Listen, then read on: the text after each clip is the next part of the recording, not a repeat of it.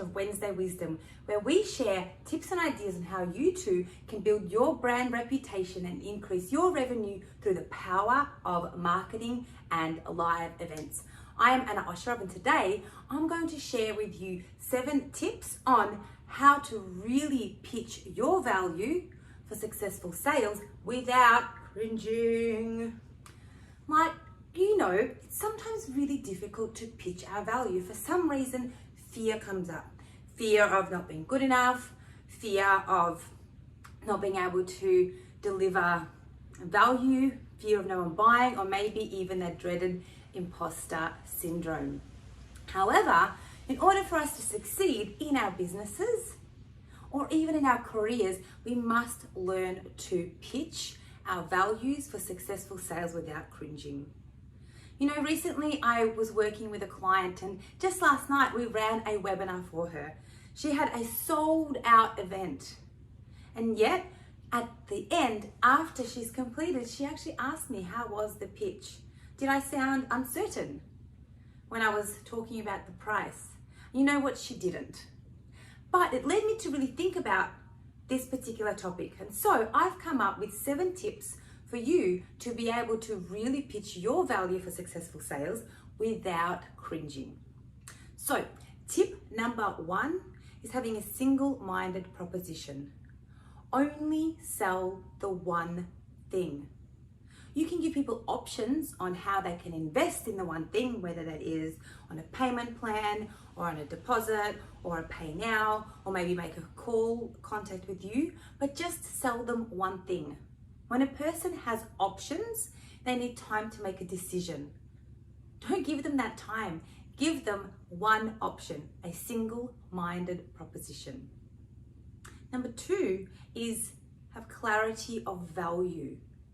Make sure that your customer knows that the value they're getting is higher than the price that they will be paying.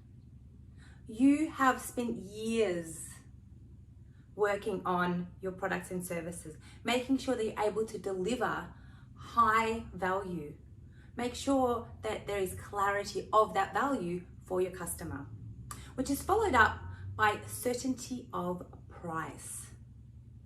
We must be certain that the price we are asking for is valid. We must be certain that we are worth it. A mentor of mine has written a book called Someone Must Be the Most Expensive. Why can't it be you? So think about it. Your price is based on the years that you have invested in learning how to deliver the products and services that you deliver. So please make sure that you've got certainty of your price and that your future customers understand that you are worth it. Tip number 4 is details, details, details. We need to make sure that our customers have the details that they need in order to make a purchase decision. A good way to do this is to put yourself in the shoes of your customer. If you were to invest in your product, what types of details would you need to know? Would you need to know the price of something, the time and date of something, the outcomes of something? If you're thinking about a program, you'd need to know how much time investment do I need to make in order to be able to succeed in the completion. If you're selling a product, we really need to know the features and benefits. So make sure that you cover off on the details, but don't overcook it.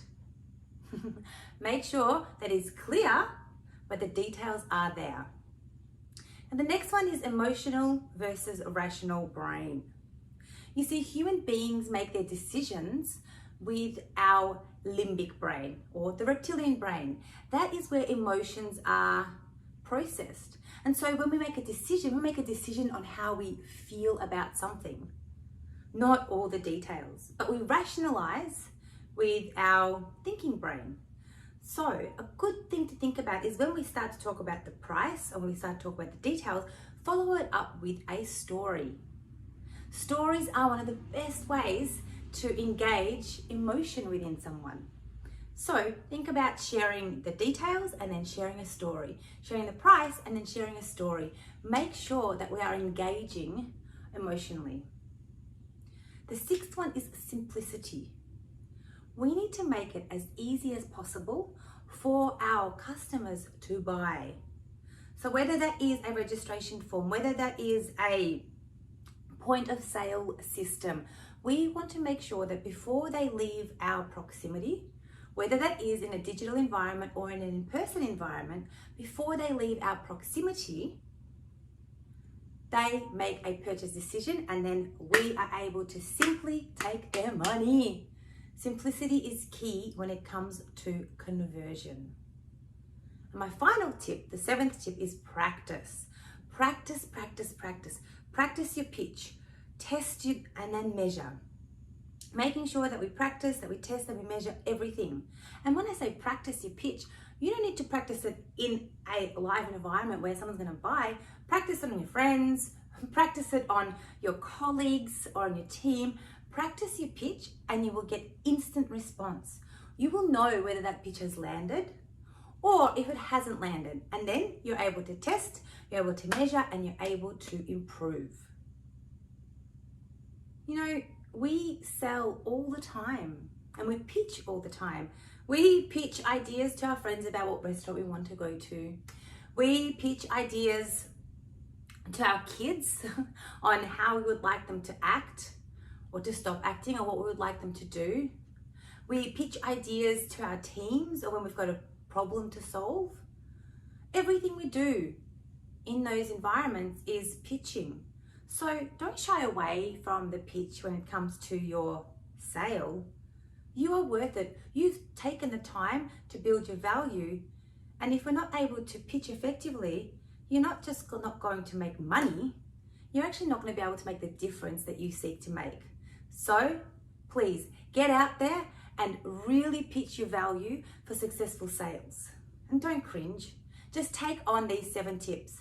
Have a single-minded proposition, have clarity of value, certainty of price, details, details, details, but not too many.